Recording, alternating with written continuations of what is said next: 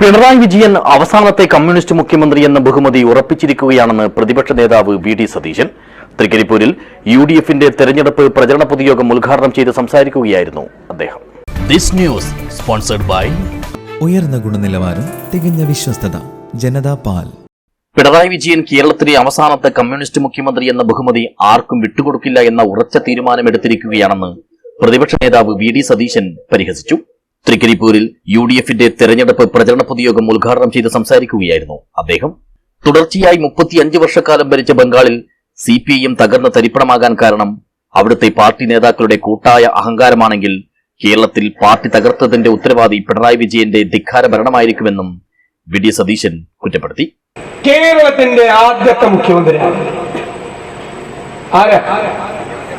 EMS Namboodiripad. ആദ്യത്തെ മുഖ്യമന്ത്രി, ആദ്യത്തെ കമ്മ്യൂണിസ്റ്റ് മുഖ്യമന്ത്രി. ഈ ഫൈസലും നീലകണ്ഠനൊക്കെ വിചാരിച്ച അത് മാറ്റി കളയാൻ പറ്റുമോ? ചരിത്രത്തിൽ നിന്ന് പറ്റുമോ? എന്നും അതാണ് അല്ലെ. ഇനി വേറൊരു സാധനം കൂടി വരും. കേരളത്തിലെ അവസാനത്തെ കമ്മ്യൂണിസ്റ്റ് മുഖ്യമന്ത്രി ആരാ? അത് പുള്ളി വേറെ ഒരാൾക്കും വിട്ടുകൊടുക്കില്ല. പിണറായി വിജയൻ വേറെ ആരെയും ആക്കാൻ സമ്മതിക്കില്ല. ഈ സാധനത്തിനെ കുഴിച്ചു മൂടിയിട്ട് പോകുള്ളൂ. 50 കൊല്ലം കഴിയുമ്പോ നമ്മുടെ മക്കള്, അവരുടെ മക്കളൊക്കെ PSC പരീക്ഷ എഴുതുമ്പോ കേരളത്തിലെ അവസാനത്തെ കമ്മ്യൂണിസ്റ്റ് മുഖ്യമന്ത്രി ഒരു സംശയമില്ലാതെ എഴുതി വെച്ച പിണറായി വിജയൻ. ചടങ്ങിൽ സത്താർ വടക്കുംപാട് അധ്യക്ഷനായി. VK Raveendran, K Sreedharan master, AGC Basheer, VK Baba, advocate NTP Kareem, PV Muhammad Aslam, Nizam Patel, സ്ഥാനാർത്ഥികളായ കരിമ്പിൽ കൃഷ്ണൻ, BM സാന്ദ്ര എന്നിവർ സംസാരിച്ചു.